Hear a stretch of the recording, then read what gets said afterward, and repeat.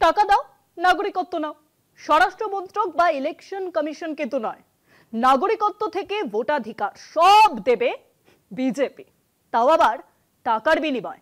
SIR উদ্বেগের আবহে ঠাকুরবাড়ি থেকে দেদার বিলি হচ্ছে হিন্দুত্বের কার্ড, টাকার বিনিময়ে দেওয়া হচ্ছে ধর্মীয় কার্ড, দেওয়া হচ্ছে গ্যারান্টিও।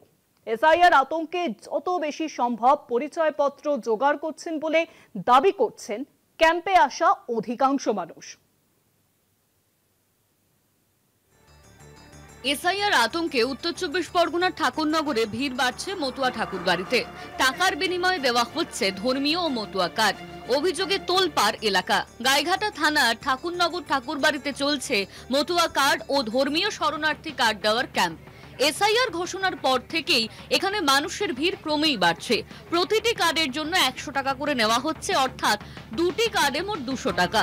ঠাকুরবাড়ির নাট মন্দিরে প্রায় ৪০ জন কর্মী দিন রাত এক করে কম্পিউটারে কাজ করছেন। তাদের দাবি এটা কোনো চার্জ নয়, ঠাকুরবাড়ির উন্নয়নের জন্য ডোনেশন।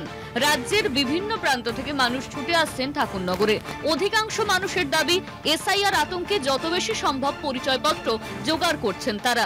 আবেদন করলাম যাতে হিন্দুত্ব আবেদনে এখানে ফর্ম ফিল আপ করা যায়, সেই ফর্ম ফিল আপ করিয়া ওখানে জমা দিলাম। জমা দেওয়ার পরে আমাদের একটা কার্ড দিয়ে দিল। না না, কোনো আতঙ্ক না। কি আছে, এটা ভালোর জন্যই তো করছে, এটা তো ভালোর জন্যই করছে, আমাদের কোনো আতঙ্ক কোনো কিছুই নাই। এতে ভোটার লিস্টে নাম তোলার জন্য আমাদের যা ইন্ডিয়ান যে কোনো ডকুমেন্টস ফটো প্রুফ যেটা আছে সেই ডকুমেন্টসের জেরক্স এবং 2 কপি ফটো এখানে আমাদের সাথে জমা দিলে, অল ইন্ডিয়া মতুয়া মহাসংঘে জমা দিলে আমরা মতুয়া মহাসংঘের কার্ড, রেজিস্ট্রেশন কার্ড দিচ্ছি। সেই সাথে দিনের দিন আমরা এই মতুয়া মহাসংঘে অল ইন্ডিয়া কার্ডের এই সার্টিফিকেট দিচ্ছি। এই নিয়ে মতুয়া মহাসংঘের সংঘাধিপতি মমতা বালা ঠাকুর সাংবাদিক সম্মেলন করেন। সাধারণ মানুষ এবং মতুয়া ভক্তদের জন্য, যারা ওপর বাংলা থেকে এসছে তাদের জন্য আজকে আমাদের এই লড়াই।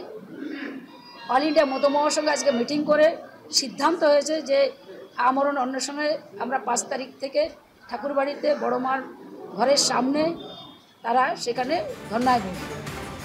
এসআইআর আতঙ্কে শুরু হয়েছে নথি সংগ্রহের হিড়িক, যাকে ঢাল করে ব্যবসা করার অভিযোগ তুলে রাজনৈতিক তরজায় দুই শিবির। বনগাঁ থেকে দেবাশিস মণ্ডলের রিপোর্ট, কলকাতা টিভি।